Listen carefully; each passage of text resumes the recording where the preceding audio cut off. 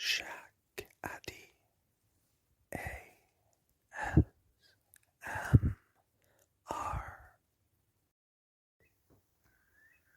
I'm putting you there, and hopefully you won't fall off the windowsill into the grass below. You're currently in a birdhouse, a bird-watching house, and you have a view of Heston Island, that lump of darkish dirt in the far distance. Behind it is England, home of my enemies, a disgusting place. Don't go there. I'm currently walking around. I'm wearing heavy fucking boots, so if you can hear the steps right now. But yeah, I'm now currently in one side of the birdhouse, and I'm gonna walk to the other side of the birdhouse, all the way over here. On this birdhouse, on the walls, are these plaques which describe all the birds you can see from around the place. I'm going to read you some. The first is the oyster catcher. I'll try to read the Latin. Hematopus australigus eats oysters. It's been here on the Solway. It prefers cockles and mussels, stabbing at them with a strong orange beak. Their shrill, bleak, deep cry alternates with a big, big pick. There's a discarded hat, a beanie, one of the tables. It says Batman on it, and it's blue. It's actually a kind of cool hat, and it looks like my size, but it's covered in spider webs, and I don't like spiders, so I'm avoiding it.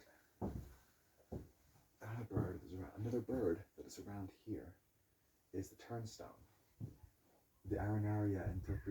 As the name implies, it turns over stones to find sandhoppers, sea slaters, small crabs, and worms. It calls with a critic sound. I emit slow grunts. Its wing pattern is striking when in flight.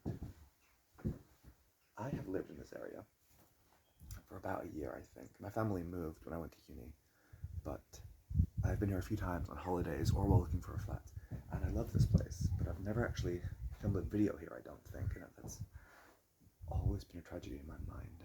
So yeah, we're currently in the process of finding a flat where I go to university in a town called Ayr up north, and hopefully in the next few weeks I will be gone, and I will be back where I study and where my friends are. And until that happens, I'm stuck here. So yeah, I thought it'd be a good time to get one of these videos filmed before I lose the opportunity to film in this place, because it's very fucking pretty. The island itself, I'm gonna come and sit down, give me a moment. The island itself is called Heston Island. It's one of those tidal islands. I don't know if it has a name, but I call them tidal islands, where when the tide goes all the way out, you can walk to the island. And you can kind of see some of that actually. You can see like the brownish sand where the birds are, and how like when the tide is fully out, that stretches all the way to the island.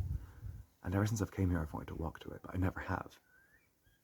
Partly to do with procrastination, partly because all my friends are online because they all live far away, and I like being at home because I have Wi-Fi to talk to everyone. Because I am someone who can be very solitary, but also I rely on my friends a lot. For example, I can go out and walk by myself right now and sit in a bird shock and talk to myself for 5 minutes, but yeah, I'm a social person at heart. Oh, I really hope the wind isn't making this all weird and ruining the audio. I think, I actually don't know what this is. It's not a vlog. I wouldn't call this a vlog. It could be a vlog technically, I don't know. But it's not an ASMR video. Well, it's going to be an ASMR video. I'm going to title it as ASMR, obviously, but it's not really a standard ASMR video because there's not a lot of whispering or weird noises. It's just me putting the phone down and rambling for, so far, 3:44 seconds, which is not bad at all for me. Yeah, I just felt like I wanted to film. Now I'm going to walk around to the bird shack a bit more, so give me a second to get out of this bench. I'm wearing thick boots and the benches are small, and I'm quite a big individual, so it's an effort to get out of them. How well can you hear me over in this corner? I don't know how well you can hear me in general. Hopefully you can hear what I'm saying. If not, it would be a terrible waste of my time. The roof of this bird shack is made of all these like little reeds that have been dried and placed together. It's kind of like a thatch, but not made out of straw or hay. It's very cool. The door is wooden, made with this metal latch, which opens this. To open it, you must lift the latch up and pull the door out. That opens the door. I'm now going to close the door because I don't want anyone randomly walking in while I'm talking to myself, pacing around in front. And the door's closing.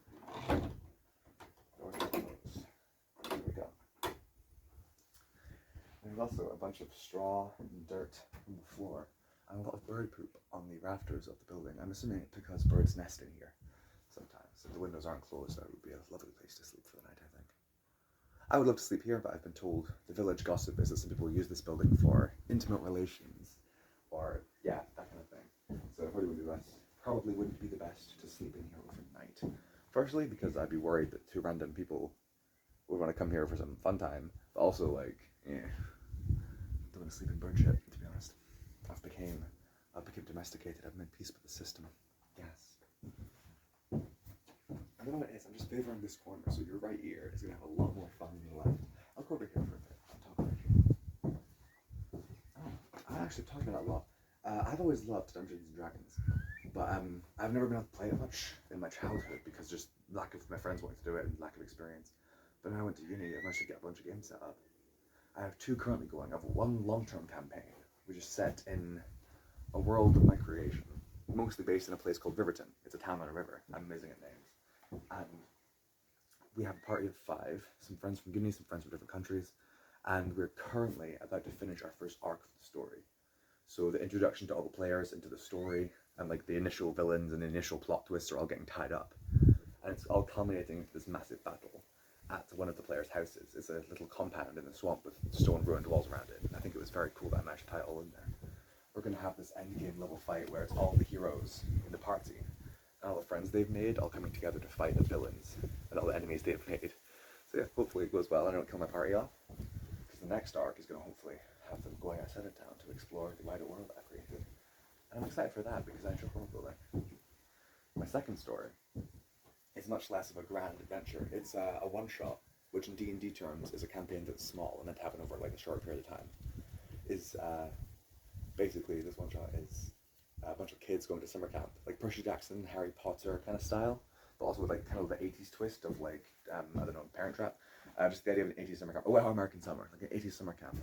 And they're currently going through like a week of like montages of them doing different classes. So far we have a basic training where some bullies fought some normal kids. And then next time we had some magical training where kids learned to cast spells on each other. And the next activity they're going to go through is an obstacle course and a climbing flame. Hopefully I'm going to have them do teamwork exercises and prove they can work together as a team and gain friendship and all that. Next one after that is going to be focusing on stealth and ambush. The third one is going to be focusing on siege equipment, I think, firing catapults. And it's going to be a big surprise at the end of the week where they're all going to go off into some sort of like forested area and learn to ride. Sorry about that, I ran out of storage space on my phone. So I deleted some old outtakes from an old video that I never uploaded, and now I'm back again with 11 more minutes to ramble. But yeah, where was I? Yes, their final activity for the week is going to be going off into the woods to learn to ride mythical creatures. Things like griffins and hippogriff. Some giant owls and eagles are also options, along with one very grumpy wyvern, which is like a kind of like a dragon, but more animalistic. It's not about intelligence, it's like an animalistic, aggressive, grumpy beast. So it's a very powerful riding beast, and it's got like actual armor and it can fight, but like also if they don't do very well making friends with it, it will just fucking eat them. So I'm looking forward to seeing which players are foolhardy enough or brave enough to try and tame the wyvern, because that would be very fun. I think I called it Scarjax, which is probably a reference to something that I've forgotten, but yeah. Yeah, I love D&D, and it's really good that I've been able to actually play it and express it, because yeah, I really enjoy doing it.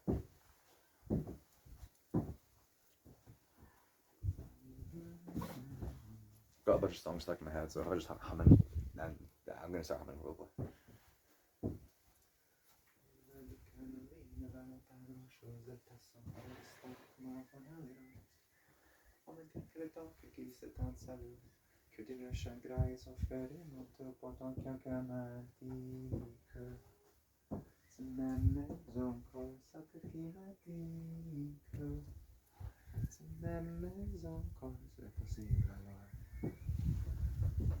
That song is called Quelques Midi, I believe. I can't pronounce French.